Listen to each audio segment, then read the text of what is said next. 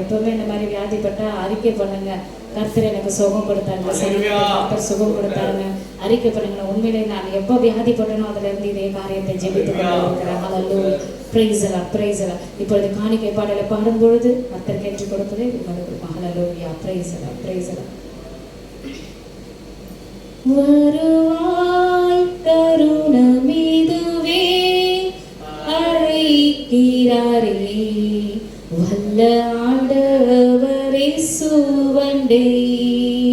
வருவாய் தருணம் இதுவே, அழைக்கிறாரே வல்ல ஆண்டவரே சுவண்டே. வானாலே எல்லாம் வீணானா, வருத்தத்தோடு கழிப்பதுமே. வானாலே எல்லாம் வீணானா, வருத்தத்தோடு கழிப்பதுமே. வந்தவர் பாதம் சரணடைந்தா, வாழ்வித்து உன்னை சேர்த்து கொள்வார். வருவாய் தருணம் இதுவே, அழைக்கிறாரே வல்ல ஆண்டவரே சுவண்டே. அழகு மாயை நிலைத்திடாதே, அதை நம்பாதே மயக்கிடுமே. அழகு மாயை நிலைத்திடாதே, அதை நம்பாதே மயக்கிடுமே. மரணம் ஒரு நாள் சந்திக்குமே, மாறாத உன் ஆண்டவரே. வருவாய் தருணம் இதுவே, அழைக்கிறாரே வல்ல ஆண்டவரே சுவண்டே. சத்திய வாக்கை நம்பியே வா, நித்திய ஜீவன் உனக்களிப்பா. சத்திய வாக்கை நம்பியே வா, நித்திய ஜீவன் உனக்களிப்பா. உன் பேரு ஜீவ புஸ்தகத்தில் உன்னையென்று எழுதிடுவார். வருவாய் தருணம் இதுவே, அழைக்கிறாரே வல்ல ஆண்டவரே சுவண்டே.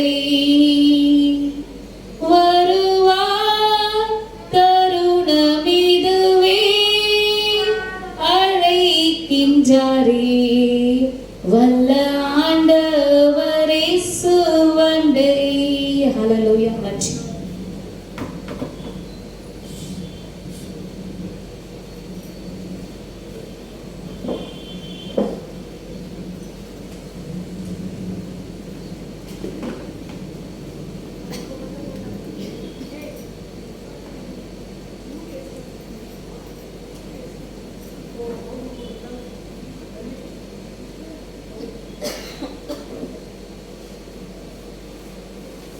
இயேசு கிறிஸ்துவின் நாமத்தினாலே உங்களை எல்லாரும் வாழ்த்துகிறேன்.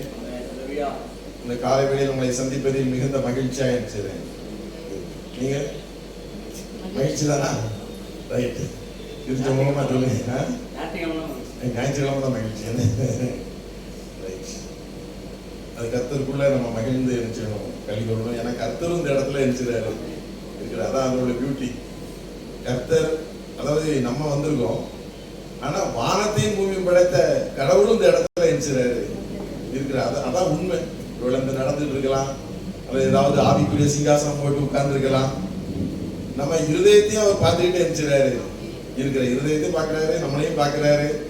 அது அதை குறித்து தான் ஒரு செய்தி. அந்த ஏற்கனவே பிரதர் கொடுத்த செய்தி தான் அதனுடைய தொடர்ச்சி தான் என எடுத்துக் கொடுப்போம். 1 யோவான் 4ஆம் அதிகாரம்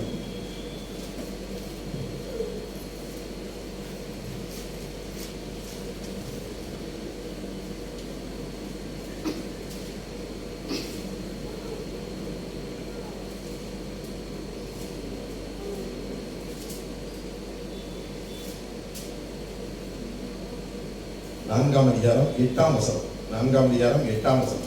அன்பில்லாதவன் தேவனை அறியான். அன்பில்லாதவன் தேவனை அறியான். தேவன் அன்பாகவே இருக்கிறார். தேவன் அன்பாகவே இருக்கிறார். அதுக்கு பிறகு 16ஆம் வசனம். தேவன் நம்மேல் வைத்திருக்கிற அன்பை தேவன் நம்மேல் வைத்திருக்கிற அன்பை நாம் அறிந்து விசுவாசித்திருக்கிறோம். தேவன் அன்பாகவே இருக்கிறார். தேவன் அன்பாகவே இருக்கிறார். அன்பில் நிலைத்திருக்கிறவன் தேவனில் நிலைத்திருக்கிறான். தேவனில் நிலைத்திருக்கிறான். தேவனும் அவனில் நிலைத்திருக்கிறார். தேவனும் அவனில் நிலைத்திருக்கிறார். அன்பு குறித்து தான் இருந்துச்சு இருக்கு. ஏமா கவனில ஒரு சின்ன ஜெபம் பண்ணலாமா? வா முடியாது. அந்த 2 நிமிஷம் தான், ஒரே நிமிஷத்துல ஜெபம் பண்ணிடுச்சு. ஷார்ட் ஜெபம் என்ன? இந்த வசனங்களுக்காக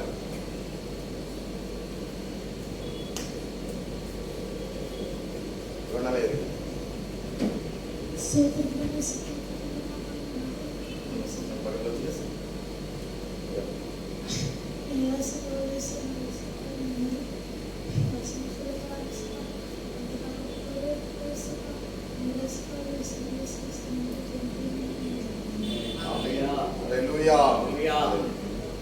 இதெல்லாம் வருங்கால ஊழியக்காரர்களா இருக்கிறாங்க. கெட்சியால், செபியால், எங்க வந்து கவன்சி அவங்க அக்கா ஒரு இருக்கா.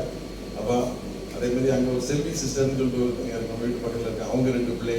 ஏன்னா உங்களெல்லாம் பார்க்கும்போது தேவ மனுஷிகளா இருக்கிறாங்கன்னு நான் நினைச்சிருவேன். இது ஆனா உண்மையிலே தேவ மனுஷிகளா ஆயிடுவாங்க. இப்ப அப்படி இருப்பாங்க, திடீர்னு வல்லமையா எழுந்திருவாங்க.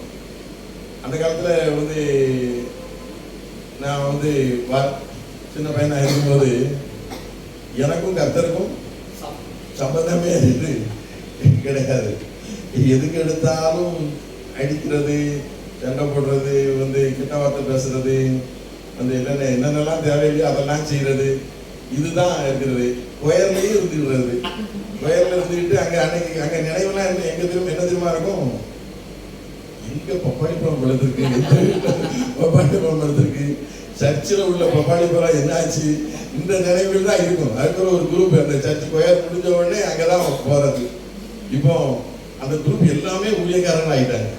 எல்லாரும் மோசஸ் பாலு வந்து தங்கப்பாண்டியன் வந்து இதுல எல்லா குரூப்பும் இப்போ பிரசங்கம் பண்ணிட்டு ஒரு யூடியூப்ல போடுறது, வந்து ஃபேஸ்புக்ல போடுறது.